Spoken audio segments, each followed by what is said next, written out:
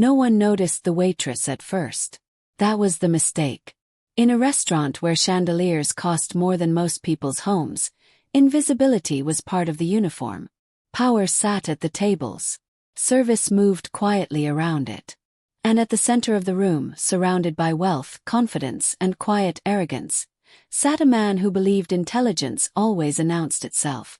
Alexander Whitmore, billionaire, visionary, industry titan. Tonight he was celebrating another victory.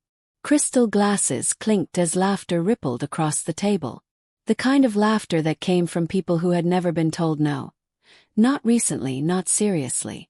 The deal they had closed that afternoon was already being called historic. Billions had changed hands. Markets would shift by morning. This, Alexander said, lifting his glass slightly, is what happens when preparation meets opportunity. His colleagues nodded, smiling. For men cut from the same cloth, elite universities, private networks, tailored suits that fit like second skin. Their confidence was quiet but absolute. They belonged here. The restaurant seemed to agree. Soft piano music drifted through the air. The scent of expensive wine and carefully prepared food wrapped around the room. Every detail whispered exclusivity. And then she approached. Her name was Clara. She walked toward the table with practiced calm, her steps measured, her posture straight. Black uniform. Hair neatly pulled back. Not a single movement wasted. She carried a small leather-bound notepad, though she rarely needed it. "Good evening," she said, her voice smooth and composed. "My name is Clara. I'll be taking care of you tonight." Alexander didn't look up. One of the executives glanced at her briefly, then returned to his conversation without pause. Clara didn't react. She had learned long ago that acknowledgement was optional in rooms like this. She began explaining the evening specials. Carefully, clearly. She spoke of textures, of balance, of how the chef paired flavors with intention.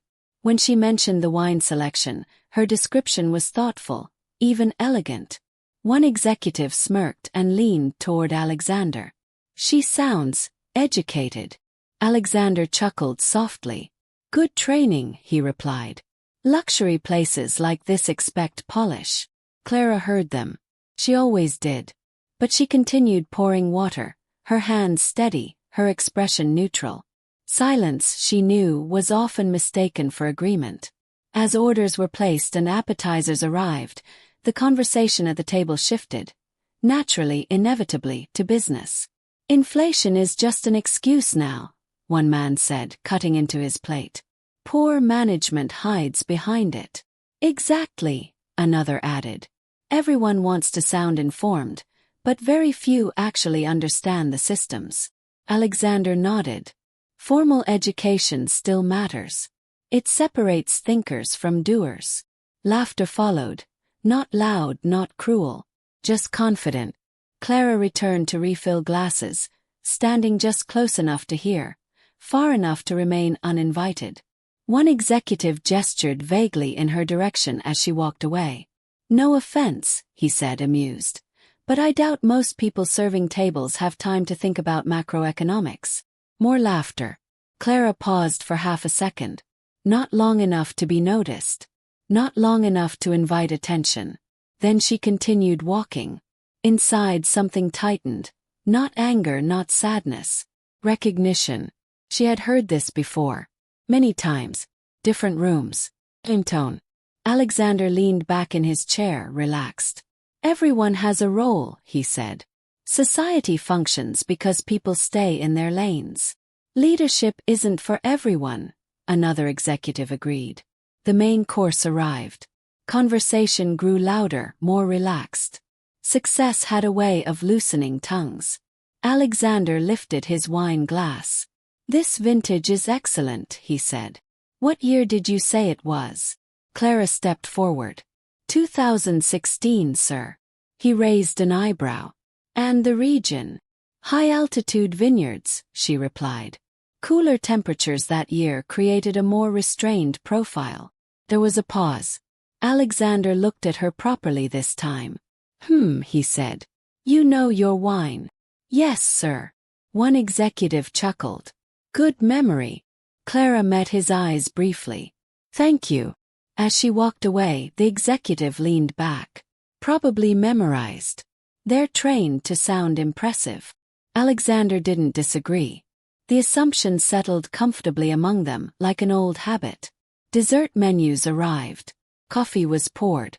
And then Alexander began talking about the one thing that still irritated him that evening, a recent acquisition that had failed. The projections were solid, he said. Everything on paper made sense. But the market didn't respond. Unpredictable consumers, one colleague said. Cultural resistance, another added. Alexander shrugged. Sometimes you do everything right, and it still collapses. Clara stood nearby, waiting to collect empty plates. She listened, not because she was curious, but because listening had once been her profession. As Alexander spoke, her brow furrowed slightly. Something didn't align. The way he described the rollout, the speed, the confidence. She hesitated. She knew the rule. Do your job. Don't cross lines. Don't speak unless spoken to. But she also knew something else. Silence, in moments like this, allowed mistakes to live forever. She cleared her throat softly. Excuse me, she said. The sound cut through the table like a dropped glass. Four executives turned at once. Surprise flickered across their faces. Then amusement. Alexander looked at her, confused but curious. Yes. If you don't mind, Clara said, her voice calm, controlled. May I ask a question? One executive smirked. This should be interesting. Alexander nodded slowly. Go on. Clara folded her hands lightly in front of her. You mentioned the acquisition struggled because the market didn't respond. May I ask, were local suppliers involved in the transition, or were they replaced immediately? Silence. The smirk faded. What does that have to do with anything? One man asked. Clara didn't flinch. In emerging markets, she said gently, local supplier relationships often shape early consumer trust. Alexander's expression changed. He leaned back slightly. We streamlined operations, he said. Efficiency was critical. Clara nodded. I see. No judgment. No challenge. Just understanding. The table felt different now. Heavier. One executive shifted uncomfortably. Another glanced at Alexander, uncertain. Realizing how far she had stepped outside her role, Clara straightened. I apologize, she said softly. I didn't mean to intrude. Alexander didn't answer. He was watching her, not as a waitress now, but as a variable he hadn't accounted for. Around them, the restaurant continued as if nothing had happened. Glasses clinked. Piano keys hummed. But at that table, something had cracked. For the first time that night, Alexander Whitmore was no longer certain he was the smartest person in the room. And Clara, silent, composed, waited for his response. The silence at the table stretched longer than anyone expected. Alexander Whitmore was used to silence. It usually followed his decisions, not his doubts. But this silence was different. It wasn't obedience or respect. It was uncertainty, the kind that unsettles even the most confident minds. He studied the waitress standing before him, not just her uniform, not just her posture, but her stillness. She wasn't nervous. She wasn't defiant. She wasn't trying to impress anyone. She stood there as if she had simply asked the most natural question in the world. Alexander cleared his throat. You're suggesting, he said carefully, that supplier relationships caused the failure? Clara met his gaze, steady and polite. I'm suggesting they may have contributed to it. One of the executives scoffed. That's a simplified view. Clara nodded. Often, the simplest factors are the ones we overlook. The words landed softly, but they landed. Alexander felt something stir in his chest. Curiosity. He gestured toward the empty chair beside the table. If you're comfortable, he said, you can explain. The restaurant manager, who had been hovering nervously nearby, stiffened. Sir. It's fine, Alexander said, without looking away from Clara. She hesitated just briefly. Then she took a small step closer, not sitting but remaining on her feet. She respected the space, even as she entered it. In emerging markets, she began, local suppliers aren't just vendors. They're cultural bridges. When they're removed too quickly, consumers feel replaced, not improved. One executive crossed his arms. Our analysts didn't flag that. Clara smiled faintly. Analysts don't always shop where customers do. Alexander exhaled slowly. Something about the way she spoke, measured, thoughtful, unhurried, felt familiar. Like listening to someone who didn't need to win the conversation to know she was right. And where? Another executive asked pointedly. Did you learn this? Clara didn't bristle. She didn't defend herself. She simply answered. I studied economics, she said. And I worked in market research before. Life changed. Alexander raised an eyebrow. You worked in the field? Yes, sir. The table went quiet again, this time not with amusement, but with reassessment. One executive laughed awkwardly. So you're just temporarily waiting tables. Clara met his eyes. I'm working, she said gently. Just like everyone else. The words were simple, but they cut deeper than any insult. Alexander leaned forward.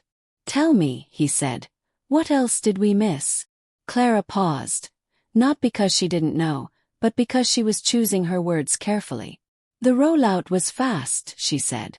Too fast. You optimized for efficiency before trust had time to form. Consumers don't resist change. They resist being ignored.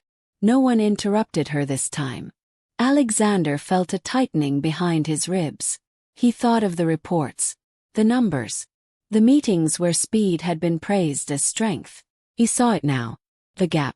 You're right, he said quietly. The executives turned to him, startled. Alexander didn't look at them. He was looking at Clara.